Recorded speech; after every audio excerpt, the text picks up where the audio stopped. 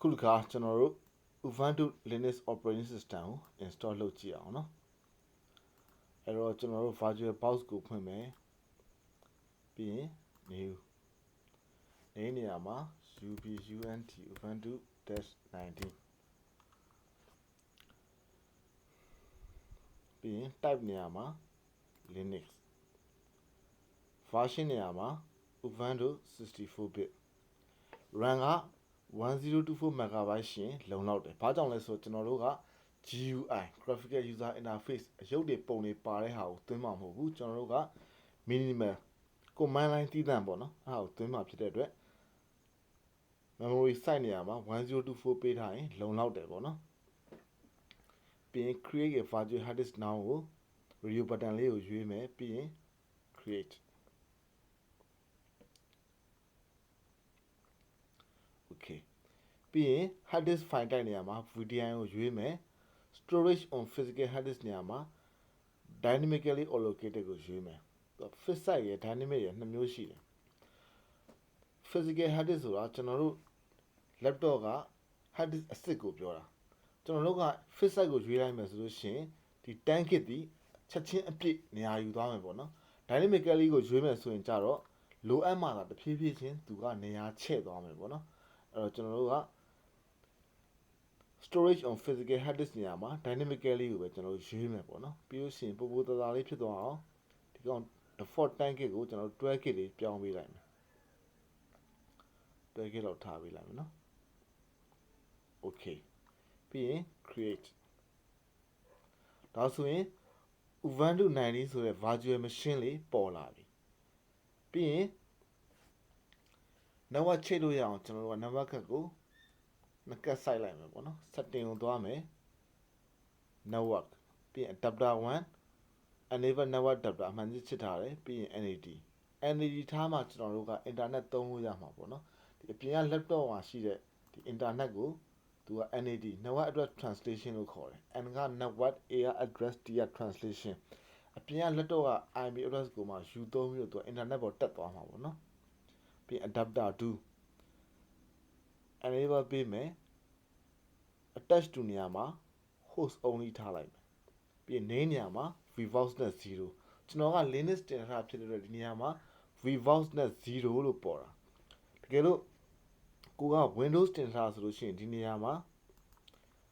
ethernet virtual adapter စသဖြင့်တော့ virtual ethernet adapter စသဖြင့်ပေါ်လိမ့်မယ်ပေါ့နော်ဒီကောင်လေးကိုဘာကြောင့် enable ပေးရလဲဆိုတော့ကျွန်တော်တို့ဒီမှာရှိတဲ့ firmware 8တို့ ubuntu 19တို့ windows 7တို့အချင်းချင်း network ချိတ်လို့ရအောင်ဒီ host only adapter လေးကိုရွေးပေးထားပါပေါ့နော်ပြီးရင် okay နှိပ်မယ်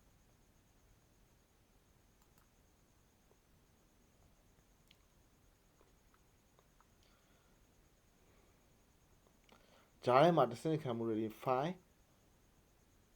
host network manager မှာကျွန်တော်တို့ဆောက်ပြီးခဲ့ပြီ CentOS ကိုတွင်းတော့ဒီနေရာမှာ vbox net 0လေးကိုကျွန်တော်တို့ဆောက်ပေးခဲ့တယ်ပေါ့နော်ဒီ network က virtual box application ရဲ့ network ပေါ့ဒီမှာရှိတဲ့ ubuntu ကနေပြီးတော့မှ firmware 8ကို connection သွားမယ်ဆိုလို့ရှိရင်ဒီ gateway ပေါ့နော်ဒီကောင်ကိုဖြတ်ပြီးတော့မှတစ်ဆင့်သွားမှာဒီကောင်ကဂျားထဲမှာရှိတဲ့ကောင်ပေါ့နော် virtual box application ရဲ့ network ပေါ့နော်ဒါမှဆိုလို့ရှိရင် IP address တွေ auto ကျလာအောင် DHCP ကိုလည်းရွေးပြီးသွားပြီ enable server ပေးထားတယ် IP range က100ကနေပြီးတော့150အထိအလုံးရေ50နံပါတ်အခု50ထုတ်ပေးလို့ရတယ်ပေါ့နော်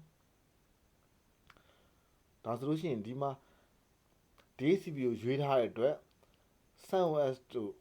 ubuntu တို့မှာကျွန်တော်တို့ကကိုယ်တိုင် IP address ကြီးတွားရိုက်ထည့်ပေးစရာမလိုတော့ဘူးပေါ့နော် server ကနေပြီးတော့မှသူ့ကို IP ချပေးလိုက်မယ်ဘယ်လိုသဘောလဲဆိုတော့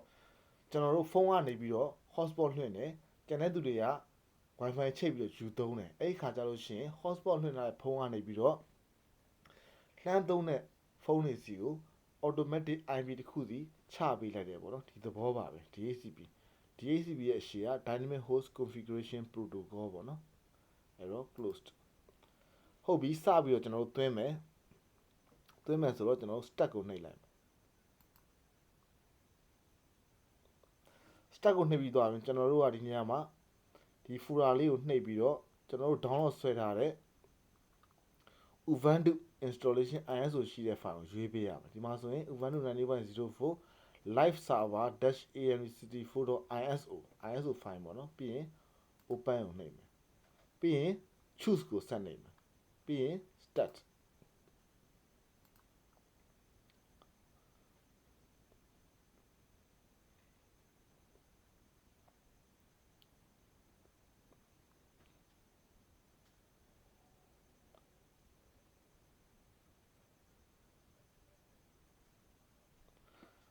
boot up ဖို့လိုအပ်တဲ့ program file တွေ device driver တွေကိုသူဆွဲတင်နေတယ်ပေါ့နော်ဒီကောင်လေးကိုဖျောက်ထားလိုက်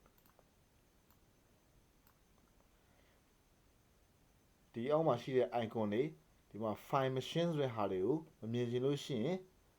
ဒီတိုင်နယ်ဘားလေးကို mouse နဲ့ထောက်လိုက်ပြီးရင် keyboard ပေါ်ကညာဘက် control key နဲ့ C နဲ့ကိုတွဲနှိပ်ပေးလိုက် switch လုပ်မှလားမင်း switch ကိုနှိပ်လိုက်ဒါဆိုရင်မျက်စိအမြင်ရှင်းသွားတယ်ပေါ့နော် okay language နေရာမှာ English ကိုရွေးမယ် keyboard ပေါ် enter key ကိုနှိပ်လိုက်မယ် enter ပြီးရင်သူက update to the new installer update လုပ်မှလားလို့မေးတယ် installer version အသစ်ကိုပေါ့နော်မလုပ်ဘူးကျွန်တော်တို့က continue without updating ကိုပဲကျွန်တော်တို့ရွေးမယ်ပေါ့နော် continue without updating enter keyboard layout က English variant ကလည်း English ပဲအဲ့တော့ကျွန်တော်တို့က done ကိုပဲနှိပ်မယ် enter ပြီးရင် install ubuntu ကိုပဲ highlight လုပ်ထားမယ်အစိမ်းလေးပေါ့နော် enter နှိပ်လိုက်မယ် enter ဒါဆိုလို့ရှိရင် network ကတ်တွေ EMB0S3 နဲ့ EMB0S8 network ကတ်နှစ်ကတ်ရှိတယ် IP တွေ auto ကျလာပြီပေါ့နော်ပြီးရင် done ကိုပဲနှိပ်မယ် enter ခေါက်မယ် enter ဒီအဆင့်ကိုကျွန်တော်တို့ကကြော်မယ်ကျွန်တော်တို့က proxy မသုံးဘူးပေါ့နော် proxy ဆိုတာဂျားတွေကတစ်ဆင့်ခံထားတဲ့ address ပေါ့နော်အရင်ခေတ်ကကျွန်တော်တို့ internet သုံးတဲ့ခေတ်တွေမှာအရင်တုန်းကဆိုလို့ရှိရင် proxy server တွေပါထည့်ပေးရတယ်အခုခေတ်မှာတော့တိတ်မလို့တော့ဘူးပေါ့နော်အားကြောင့်မလို့ done ကိုပဲ highlight လုပ်မယ် keyboard ပေါ် enter key ကိုနှိပ်မယ် enter ဒီအဆင့်မှာလည်းသူကလိုအပ်တဲ့ application တွေပါသွင်းမယ်ဆိုလို့ရှိရင်ဒီ link တွေရတဲ့တစ်ဆင့် meta address တွေရတဲ့တစ်ဆင့်သွင်းရတာ custom meta ကိုယ်စိတ်ကြိုက် meta address ရှင်ထည့်လို့ရတယ်မရှိလို့ရှိရင်ကျွန်တော်တို့ကဒီအဆင့်ကို done ကို highlight လုပ်မယ် enter ပဲခေါက်သွားမယ်ဒီမှာဆိုရင် use entire disk ရှိမယ် use an entire disk and set up LVM ဒါဆိုရင် menu ကတော့စောစောကကျွန်တော်တို့ပြောခဲ့သလို partition တွေ site တွေကိုကိုယ်စိတ်ကြိုက်သတ်မှတ်လို့ရတယ်ပေါ့နော်အဲ့တော့လောဆယ်ကျွန်တော်တို့ကအလဲက use an entire disk and set up LVM ကိုရွေးလိုက်မယ်ဒီနေရာမှာပြောစရာရှိတာဘာလဲဆိုတော့ LVM L က logical V က volume M က management logical volume management ပေါ့နော် LVM ကိုရွေးထားရင် hard disk ကိုယ့်ရဲ့ hard disk ပြည့်သွားလို့ရှိရင်ထပ်ချဲ့လို့ရတယ်ပေါ့နော်ချဲ့လို့ရတယ်ခြုံလို့ရတယ်အလျှော့တင်းလုပ်လို့ရတယ် LVM နဲ့ကျွန်တော်တို့ဒီ format ချထားလို့ရှိရင်ပေါ့နော်အားကြောင့်မို့ကျွန်တော် LVM ပဲသုံးမယ် enter ခေါက်မယ် enter ဒါ hard disk ရွေးခိုင်းတာ hard disk ကကျွန်တော်တစ်လုံးပဲရှိတယ်ရွေးပြီးသားပေါ့နော်ဘယ် hard disk မှာ install လုပ်မလဲဆိုတော့ရွေးခိုင်းတာအဲ့တော့ enter ခေါက်မယ် enter ဒါဆိုရင် သူ automatic ပိုင်းထားတဲ့ partition တွေကိုထုတ်ပြတယ် forward slash က site block 4GB ပေါ့နော်boot partition က 1GB စသည်ဖြင့်ပေါ့နော် logical volume နဲ့သူပိုင်းထားတာတွေကိုထုတ်ပြတယ်အဲ့တော့ကျွန်တော်တို့က done ကိုပဲ highlight လုပ်မယ် keyboard ပေါ် enter key ကိုနှိပ်မယ် enter ဒါဆိုရင်သူကမေးပြီ install လုပ်မှသိကြလားတဲ့ continue ရှေ့ဆက်မလားပေါ့နော်ဘာကြောင့်လဲဆိုတော့သူ hard disk ကို format ချတော့မှာလေအဲ့ကြောင့်မို့ကျွန်တော်တို့ continue ကို highlight လုပ်မယ်ပြီးရင် no ကို highlight မလုပ်ဘူးနော် continue ကို highlight လုပ်မယ်ပြီးရင် enter အဲ့မှာ your name နာမည်ထည့်ခိုင်းတယ်ပေါ့နော်ဒီ operating system နဲ့ပတ်သက်တဲ့အချက်လက်လေးထည့်ခိုင်းတယ် operating system သုံးမဲ့လူရဲ့ပတ်သက်တဲ့အချက်လက်တွေပေါ့နော်အဲ့နေနေရာမှာကျွန်တော်က yin space thu ပြီး tag key လေးနဲ့သွားလိုက်မယ် keyword tag key လေးကိုနှိပ်လိုက် server name နေရာမှာ local host local host လို့ထည့်လိုက်ပြီး tag key လေးနှိပ်လိုက်မယ် package user name ဒါတော့ account name ပေါ့နော် student ပြီးရင်တက်ကြီးလေးနှိပ်မယ် password ကလည်း student student ပြီးရင် confirm password လုပ်မယ် student student ပြီးရင်တက်ကြီးလေးနဲ့သွားလိုက်မယ် done ကို highlight လုပ်မယ် enter install open ssh server တဲ့ ssh service ကို install လုပ်မလားပေါ့နော် ssh ကို install လုပ်ထားလို့ရှိရင်ကျွန်တော်တို့ဒီအခုဆက်ကိုအဝေးကနေပြီးတော့ remote နဲ့လှမ်းဝင်လို့ရတယ်ပေါ့နော် ssh ရဲ့အဓိပ္ပာယ်က secure share ပေါ့နော် open ssh လုံခြုံတဲ့အဝေးကနေလှမ်းဝင်လို့ရတဲ့ service တစ်ခုပေါ့ကိုယ့်ဆက်ကိုတခြားအဝေးတနေရာကနေလှမ်းဝင်လို့ရတယ်ဒီ network မိနေလို့ရှိရင်ပေါ့နော်အဲ့တော့ကျွန်တော်တို့ install လုပ်မယ် enter နှိပ်လိုက်မယ်ဒါဆိုရင်ကြက်ချေကလေးပေါ်သွားပြီ select လုပ်လိုက်ပြီပေါ့နော်ပြီးရင်တက်ကြီးနဲ့သွားမယ် done စီကိုတက်ကြီးနဲ့ဆက်သွားမယ် done highlight ဖြစ်သွားရင် enter ခေါက်မယ် enter ဒါဆိုရင်သူက popular ဖြစ်တဲ့ server တွေပေါ့နော် server application တွေသွင်းမလားတဲ့ popular ဖြစ်တာတွေလူသုံးများတာတွေသူကစုထည့်ပေးထားတာကျွန်တော်တို့ကမသွင်းဘူး minimal နဲ့ပဲ install လုပ်မယ်လိုအပ်မှသာကျွန်တော်တို့သွင်းမယ်ပေါ့နော်အဲ့တော့ကျွန်တော်တို့ကဒါတွေကိုကြော်မယ် done ကို highlight လုပ်မယ်ပြီးရင် enter ဒါဆိုရင်ကျွန်တော်တို့ ubuntu operating system ကိုစပြီးတော့ install လုပ်နေပြီပေါ့နော်အဲ့တော့ခဏအောက်မှာဖြောက်ထားလိုက်မယ်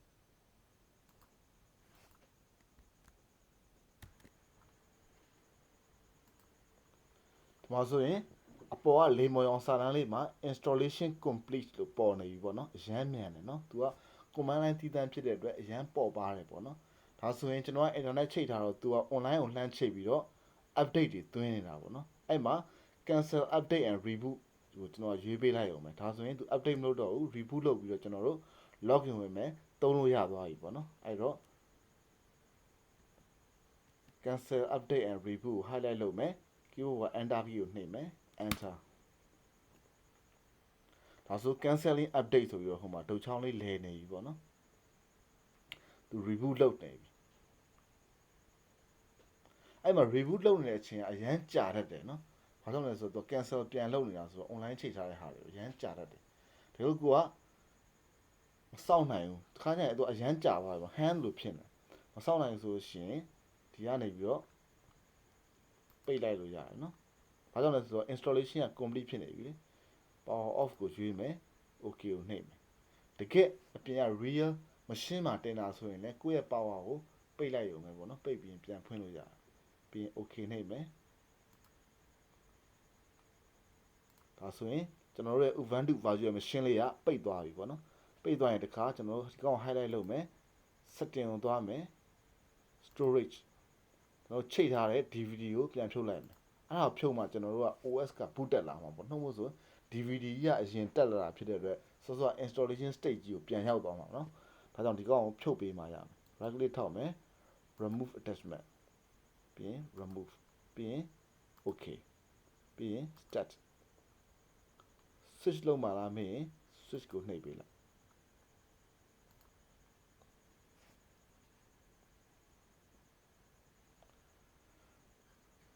တတိထားပြီလားမသိဘူး ubuntu ကို install လုပ်ချိန်တုန်းက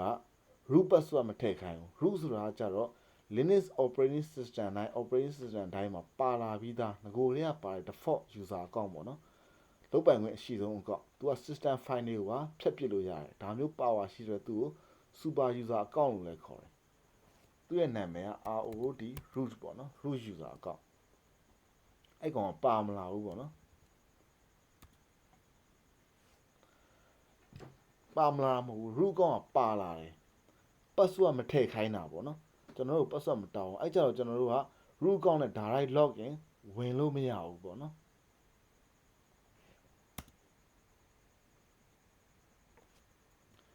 root ကောင်နဲ့ root ဆိုပြီးတော့ဝင်မယ်ဆိုရင် password တိမှအဆင်ပြေမှာလေအခုက password မသိတဲ့ခါကျတော့ကျွန်တော်တို့ဝင်လို့အဆင်မပြေဘူးပေါ့နော်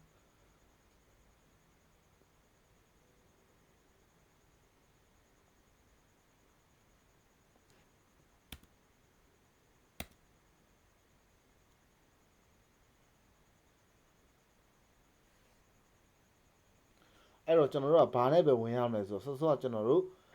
ဖန်တီးပြီးတော့ password ထည့်ခဲ့တဲ့အကောင့်လေး student student ဆိုတဲ့အကောင့်လေးနဲ့ပဲဝင်ရမယ်ပေါ့နော် student student enter password ကလည်း student ပဲပေါ့နော်အခုမှ तू က device driver တွေတွင်းလို့ပြီးတယ် okay student student enter password ကလည်း student student enter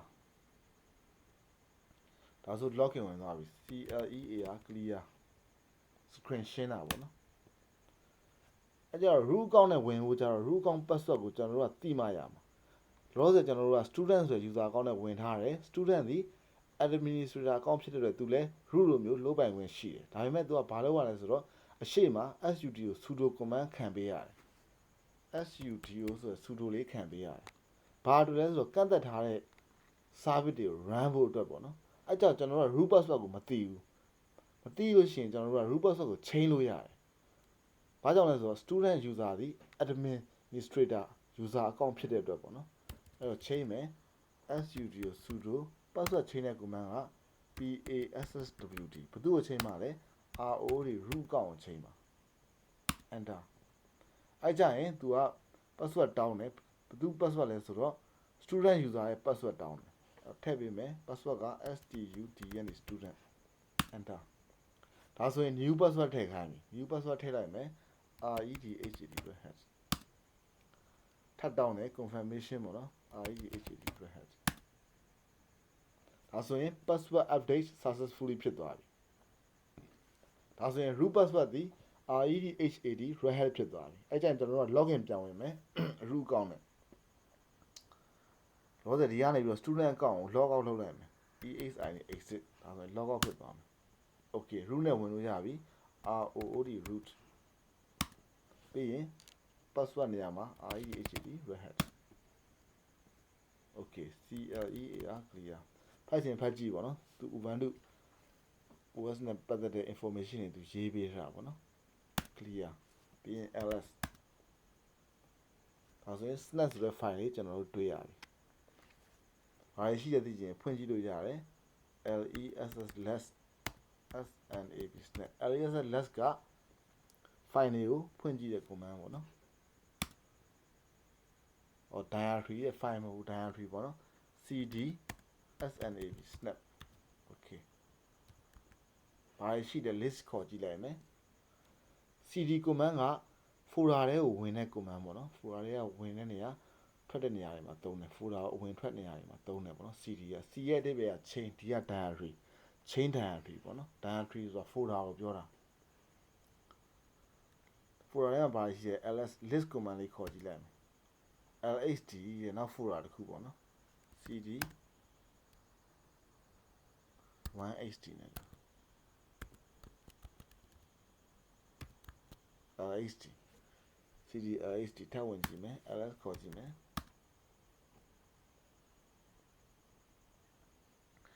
current နဲ့ဝင်ကြည့်မယ် cd current နဲ့ current ls ထပ်ခေါ်ကြည့်ဘာမှမရှိတော့ဘူးเนาะပြန်ထွက်မယ် cd enter ဒါဆိုရင်ငါနေရာပြန်ရောက်သွားပြီ cl လေးက clear ls ရေးတော့မကြည့်ဘူးเนาะဒီ snap folder လေးကိုဖျက်ပစ်လို့ရတယ် snap folder ကဘာလဲသိကြလို့ရှိရင် Google မှာရှာကြည့်လိုက်ပေါ့เนาะ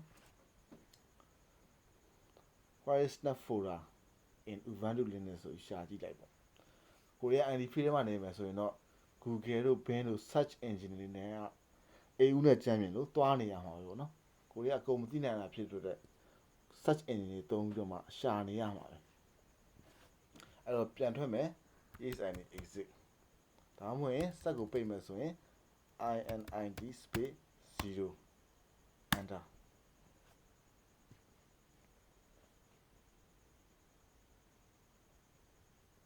ဒါဆိုရင်ကျွန်တော်တို့ရဲ့ ubuntu virtual machine တွေကပြန်ပိတ်သွားပြီပေါ့နော်အဲ့တော့ ubuntu installation နဲ့ပတ်သက်တဲ့ video record လေးကိုဒီလောက်နဲ့အဆုံးသတ်ပြစေအားလုံးအဆင်ပြေပါစေ